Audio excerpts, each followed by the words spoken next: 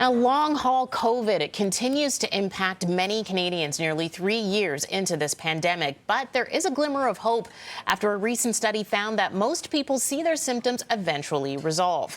So joining us live now is a researcher who herself had the condition, Manali Mukherjee, the assistant professor of medicine at McMaster University, joining us live from India this morning. Good morning, Manali. Good morning and good evening to you as well. Yeah, that's right. I'll start off with your experience. So you had this interest in this topic, especially after contracting COVID yourself and having to deal with these lingering symptoms. What were your symptoms and how long did you have to experience them? I contracted COVID around January 2021. And thereafter, my symptoms were very much there for a year, and it kind of again relapsed back. And I would say I faced the brunt of it for almost 18 months. And my interest in long COVID was, honestly speaking, before that. It was with COVID. As soon as it came in, as a trained immunologist, I, as well as so many others like me, were able to find out some of these cardinal features, which gave us this knowing feeling that there is going to be some post-infection issues and post-infection viral syndromes.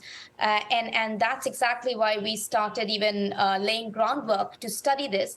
And it so happens that I ended up contracting it myself, and I ended up, facing the brunt of being one of the long haulers. And with those long haulers, you've started this study, and again, it was right off the beginning of the pandemic. What are some of the highlights that you have seen when it comes to some of the results coming out of this study? And it does, like we said, have a glimmer of hope at the end of it. Yeah, but we have to. It's good news, but it's with caution. A study or any of these studies that are coming out, we have to understand and interpret the data correctly, because we have to understand the study that is being reported and the starting sample size and the population that is being studied. So, for example, my study, which looked at about 106 convalescent patients, which means anybody and everybody who had a PCR positive COVID test, we followed them for 12 months after they contracted COVID. So many of them may have had symptoms, lingering symptoms at 3 months or 6 months, but majorly they attenuated by 12 months.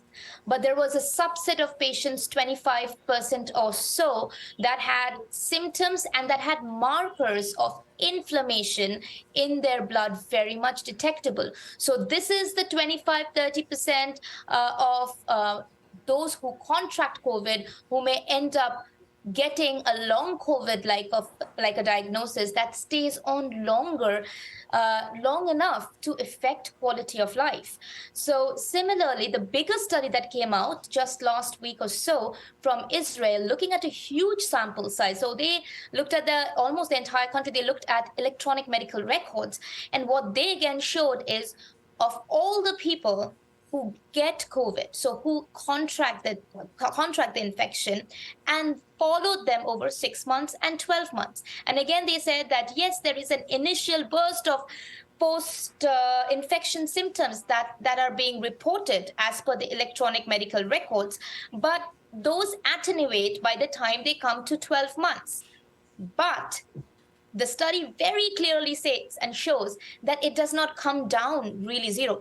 There's a significant decrease, but there is a subset that are reporting symptoms like fatigue, cognitive decline, memory loss, difficulty to focus, breathlessness with exertion. And these are symptoms that affect your quality of life and productivity. And more interestingly, what they found and what we are finding in our day-to-day study and experience is that this is the working population. We are talking about people between 20 and 50, 55, and it's also affecting women, it seems like it.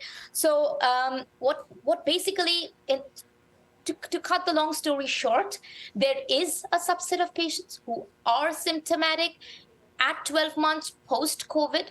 And this subset, if you look at the numbers, that's where the problem begins, because if you look at Canada right now, let's not look at the world, just Canada itself, coast to coast, we are looking at 70% of the population who have got COVID once or more than once, irrespective of vaccination.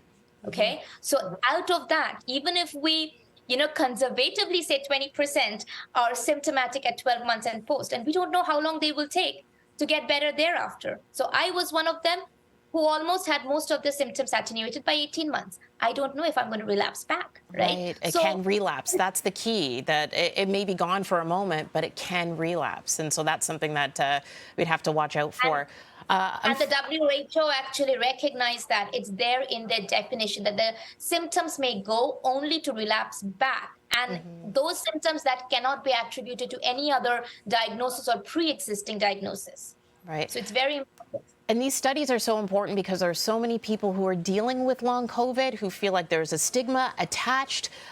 They feel like they're not being heard. And so these studies are important to show people who may not believe that this is something that is lingering from this virus, that indeed this is an issue and it's something that can pop up at any time. I'm so sorry we're out of time this morning, Manali, but thank you so much for joining us. We really do appreciate it. It's my pleasure. Thank you. All right. It is